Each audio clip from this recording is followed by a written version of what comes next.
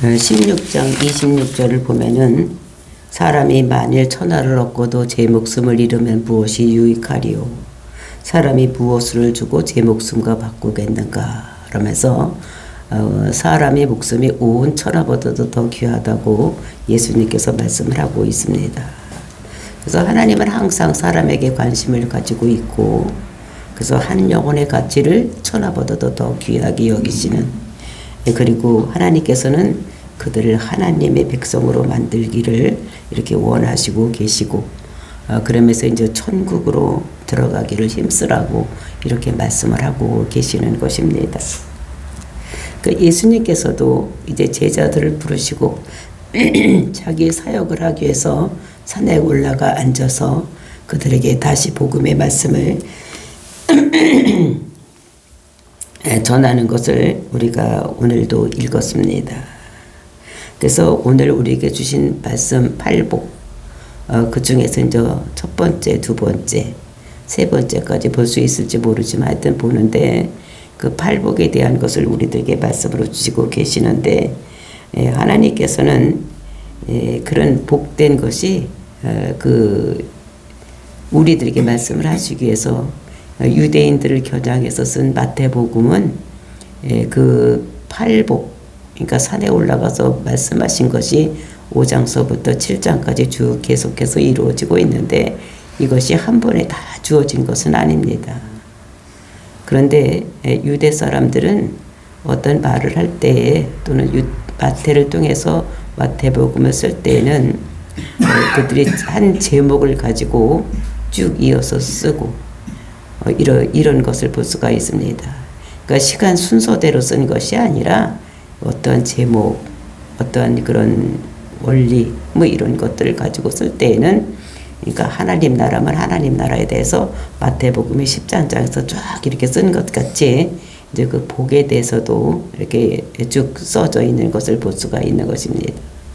그리고 이제 산에 올라가서 이렇게 앉는데, 그 갈릴리 지방 거기에는 그 산이 없습니다. 그 구름을 산이라고 해서 그 왕복음이기 때문에 왕은 높은 데 올라가서 말씀을 한다 해서 산에 올라섰다 이렇게 얘기를 하고, 누가복음에도 똑같은 것이 있는데 그것은 거기는 평지복음이다, 평지로 내려오사 이렇게 해서 이제 그거는 이런 이방인들에게 하는 말씀이기 때문에 이제 내려와서 이렇게 한다 이렇게 얘기를 하고 있는 것을 볼 수가 있는 것입니다. 그러니까 마태복음을 통해서 하나님께서 이제 이렇게 유대인에게 주시고자 해서 그 유대인의 성격에 맞게 이렇게 마태복음 기자는 이제 이렇게 마태복음을 쓴 것을 우리가 볼 수가 있는데, 오늘은 이제 그 첫 번째 복, 우리에게 다시 들어야 될 복, 또 이것을 우리들에게 말씀으로 주시고 있는데, 이 8가지 복, 이것을 우리가 8복이라고 하고 또는 산상수훈이라고 이렇게 하는데, 그 8가지 복이 따로따로 떨어져 있는 것이 아니라 다 이런 8가지가 연결고리로 되어 있는 이런 것들을 우리가 알고, 그것이 쭉 계속해서 이루어져서 마지막에는 마침내 천국에 이룰 수 있는 이런 것들을 우리들에게 말씀을 주시고 계시는 것입니다. 이것을 우리가 하나하나 알아보면서 정말 어디서부터 시작돼서 어떻게 우리가 천국 백성이 될 수 있는지를 아는 천국 백성으로 살아가는 저와 여러분이 되시기를 예수님의 이름으로 축원을 드립니다. 3절 말씀 보시겠습니다. 심령이 가난한 자는 복이 있나니 천국이 그들의 것이며. 그래서 이제 이렇게 우리가 보면은 그러니까 복, 이렇게 이제 제일 첫 번째 복에 대한 이야기를 하고 있는데, 그 복이라는 것은 그 어원이 블레스, 즉 피, 이제 피에서 근원이 됐기 때문에 이제 신이 줄 수 있는 복, 이것은 피를 통해서 우리들에게 줄 수 있는 것, 이런 거를 말씀하고 있는 것입니다. 그러니까 피를 전제로 해서 복을 말씀하고 있는 거, 이렇게 생각을 하시면 되겠습니다. 그래서 첫 번째 있는 거, 심령이 가난한 자는 복이 있나니 천국이 그들의 것이며 이렇게 했는데, 이제 그 원래 그 성경에는, 우리나라 성경을 읽어보면 심령이 가난한 자는 우리가 복을 받는다. 그러니까 우리가 복을 받으려면 조건적으로 심령이 가난해야 된다. 이렇게 이해를 하게 되는데 원래 어원에는 그렇게 된 것이 아니라 복되도다 심령이 가난한 자는 이렇게 써져 있는 것입니다. 즉 좋겠다 심령이 가난해서 너희들은 복 받겠다. 이제 이렇게 써져 있는 것인 것을 우리가 알고 정말 이 복은 그러니까 피를 통해서만 주어질 수 있는 복, 즉 그리스도를 통해서만 우리들에게 주어질 수 있는 복, 이제 이것을 우리가 생각을 해야지 되는 것입니다. 그래서 우리가 그 천국에 들어가는 것, 천국을 소유할 수 있는 것은 예수님을 통해서만 갈 수가 있는 것이지 우리가 스스로 갈 수가 있는 것이 아니다. 그러면서 예수님께서도 요한복음에서 내가 길이요 진리요 생명이니 나로 말미암지 않고는 아버지께 올 자가 없다. 이렇게 말씀하시는 것입니다. 그러니까 복은 그 예수님을 통해서만 갈 수가 있는 것이지, 즉 예수님의 십자가를 통해서만 갈 수가 있는 것이지 우리 인간의 노력으로 갈 수가 없는 것, 이런 것들을 말씀하고 있는 것입니다. 그래서 첫 번째가 이제 심령이 가난해야지 된다라고 이렇게 선언을 해버리는 것을 볼 수가 있는 것입니다. 정말 심령이 가난해야지만 복을 받을 수가 있는 것이 아니라 우리는 이미 심령이 가난한 자가 되었다는 것입니다. 그러니까 이것은 이방인에게 주시는 복음이 아니라 그랬어요. 이거는 유대인에게 주시는 즉 하나님을 믿는 자들에게 주는, 즉 여기서 봤을 때 예수께서 무리를 보시고 산에 올라가서 앉았더니 제자들이 따라왔다. 그러니까 제자들에게 하는 말입니다. 그러니까 오늘도 이 말씀은 산상수훈은 밖에 있는 믿지 않는 사람들에게 주는 것이 아니라 믿는 우리들에게 주시는 말씀인 것이요. 그래서 이제 심령이, 그러니까 우리가 믿으니까, 믿은 것이 내가 할 수가 없으니까 내 죄 문제를 어떻게 해결할 수 없기 때문에 내가 어떻게 됩니까? 내가 어떻게 하면 되지? 또 이렇게. 그러니까 예수님을 통해서만 내가 천국을 갈 수 있다고 믿는 자들, 또 이런 것입니다. 그러니까 심령이 가난한 자. 그러니까 너희들이 이미 그렇게 되었기 때문에 너희들이 복되도다. 왜? 심령이 가난했기 때문에. 내가 이 세상을 살아갈 때 내 힘으로 모든 것을 산다고 생각했다면 우리가 예수를 그리스도라고 믿지 않습니다. 나의 모든 문제를 내가 다 내 힘으로 내가 무엇인지 해결했다고 믿으면 우리가 세상에서 있지 우리가 예수를 그리스도라고 믿으려고 교회를 오지를 않는 것입니다. 그러니까 여기서 벌써 이 제자가 된 것은 그러니까 너희들이 참 복되다. 왜냐하면 니들 힘으로 너희들 스스로 뭐를 하려고 하지를 않았지 않느냐. 그러니까 우리가 4장에서 끝에 봤을 때 그러니까 그 온 갈릴리와 데가볼리와 예루살렘에 있는 사람들이 다 예수를 믿으려고, 즉 병 고치고 가르치고 전파하는 이런 것들을 통해서 예수님께 많이 나왔던 이런 자들입니다. 그러니까 벌써 마음이 상했기 때문에 예수님께 달려나 심령이 가난했기 때문에 내가 할 수 없구나. 이 병도 내가 할 수가 없고 마귀에게 묶여서 우리가 살아가는 이 모든 거 힘들고 어려운 일을 내 힘으로는 할 수 없겠구나 하고 나왔기 때문에 이 사람들이 니들이 참 복되다. 왜? 니들 힘으로 세상을 살아가려고 하지 아니하고 이렇게 달려나왔으니 너희들이 참 복된 자들이다 라고 이렇게 말씀하시는 것을 볼 수가 있는 것입니다.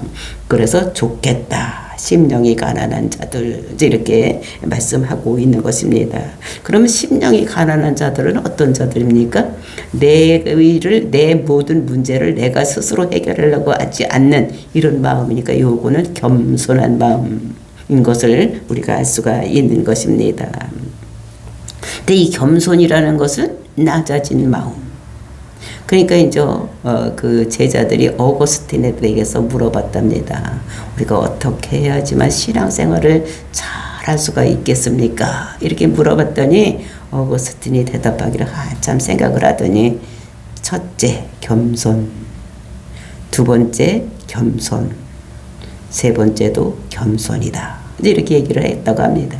우리가 내 힘으로 살지 아니하고 예수를 믿는다는 것은 세상 일을, 모든 일을 내가 감당할 수 없습니다. 다 다 주님의 발 앞에 내려놓습니다. 주님이 이끌어 가시옵소서라고 우리가 예수를 믿는 것입니다.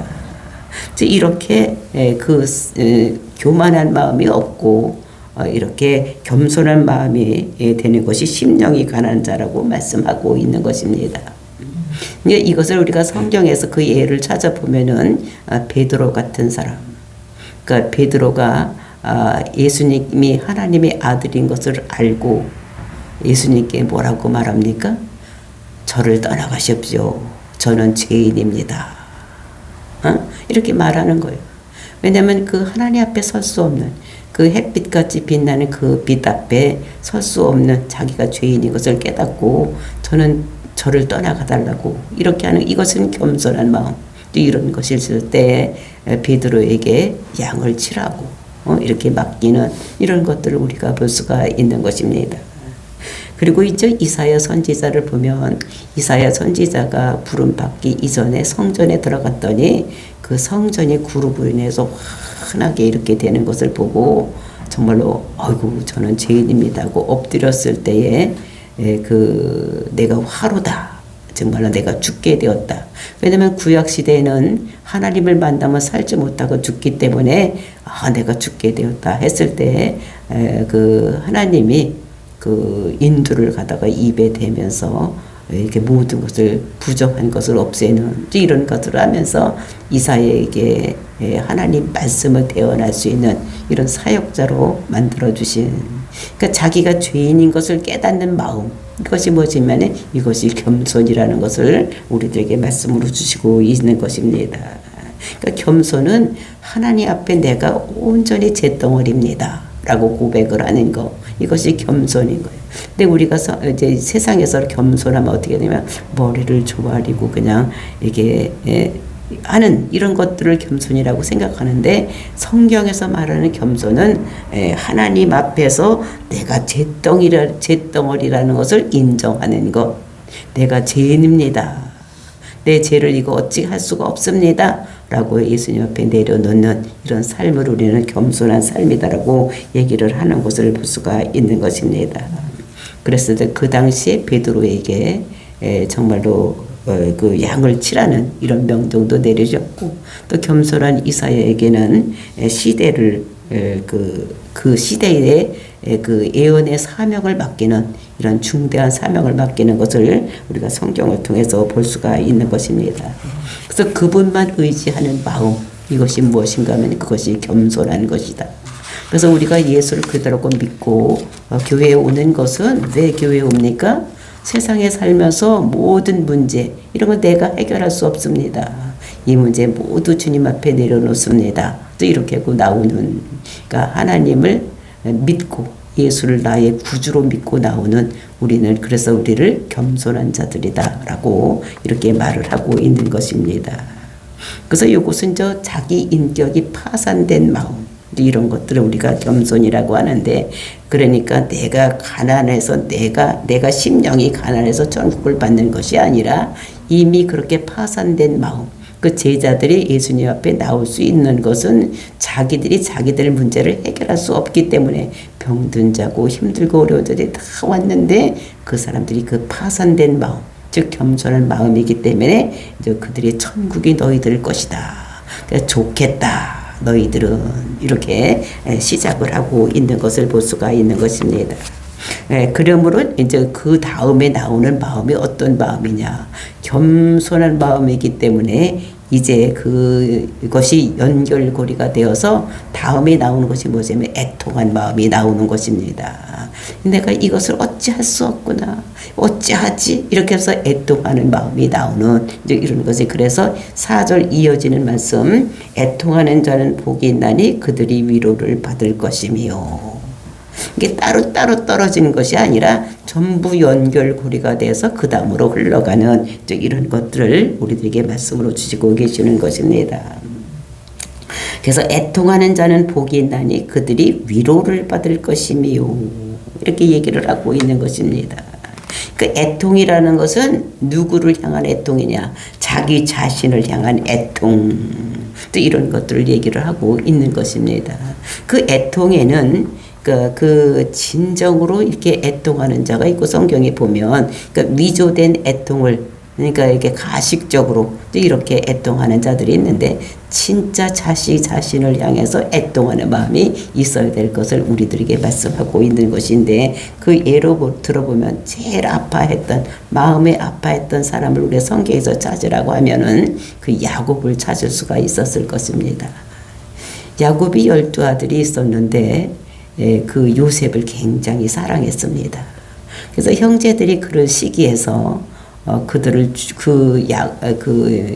요셉을 죽이고 그 옷을 벗겨서 거기다 피를 묻혀가지고 어떻게 이렇게 요셉이가 죽었다고 아버지한테 갖다 그 옷을 주었을 때에 그 아버지가 그 아들의 죽음을 제일 사랑하는 아들이 죽었기 때문에 그 비통하는 마음 그것이 애통입니다. 그러니까 이 세상에 어떤 슬픔보다도 비교할 수 없는 거. 그러니까 자식이 아파서 자식이 아프고 또 자식이 자기보다 먼저 세상을 떠나가는 그런 것을 당하는 그 고통. 이런 것이 굉장히 큰 고통인 것을 우리가 성경 야곱을 통해서도 볼 수가 있습니다. 얼마나 애통했습니까? 그것을 우리가 이 세상에서도 볼 수가 있어요.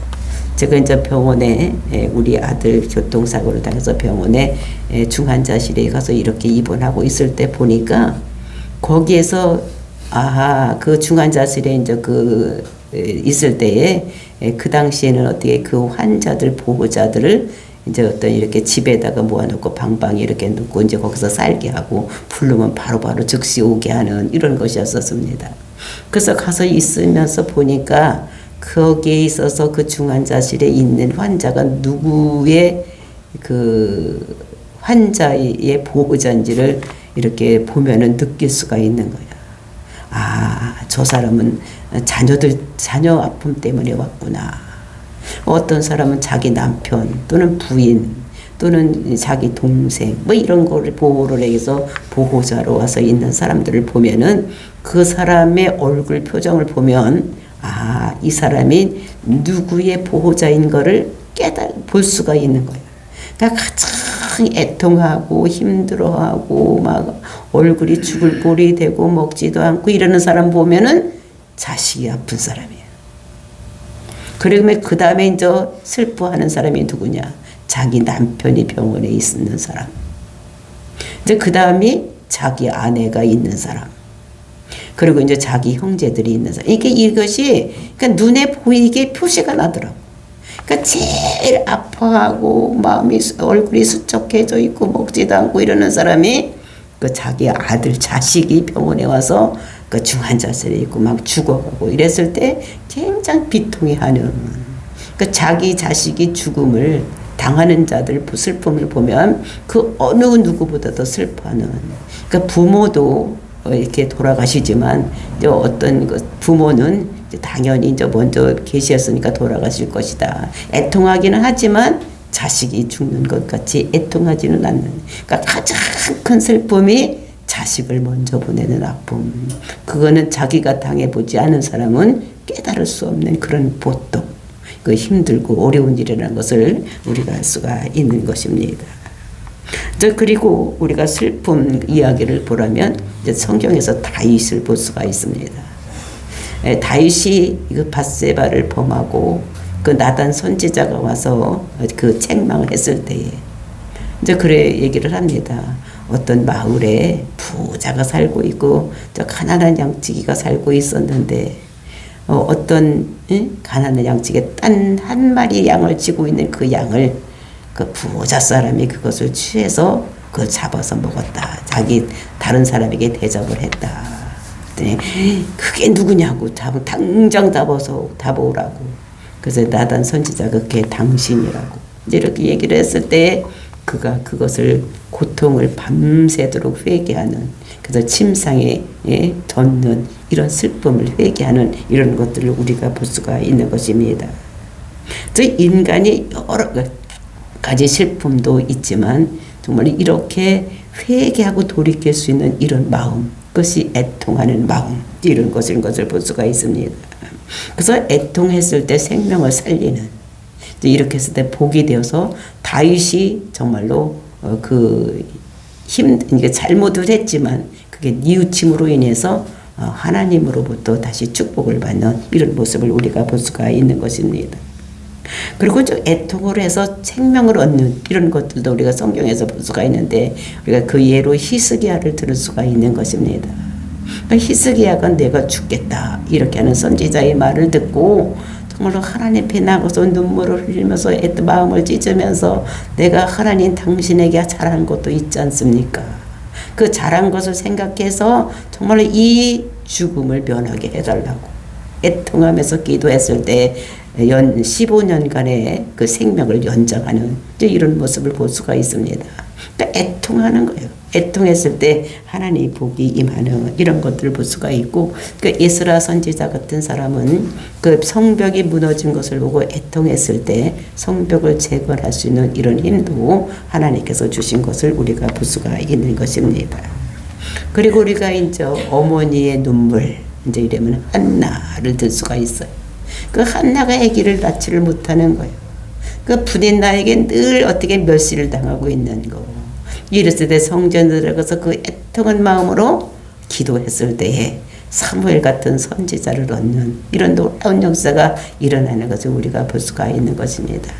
그래서 애통하는 자들에게 이런 축복이 일어나는 이런 것들을 볼 수가 있는 것입니다. 그 성경에서도 정말 목회자들이 양을 치는 자들이기 때문에 생명을 존중히 여기고 그들을 끌어안고 기도해야 되는, 그러니까 목회자의 눈물이 있어야지만 목회를 할 수 있다는 것을 우리가 성경을 통해서도 볼 수가 있는 것입니다. 그러니까 성경에서 가장 큰 슬픔 이런 게 보면 자식이 죽는 거. 우리가 이제 구약에서뿐만 아니라 신약에서도 그런 것을 볼 수가 있는데 우리가 누가복음에 보면 나인성 과부, 이제 그가 딱 외아들 하나가 있는데 그가 죽었어.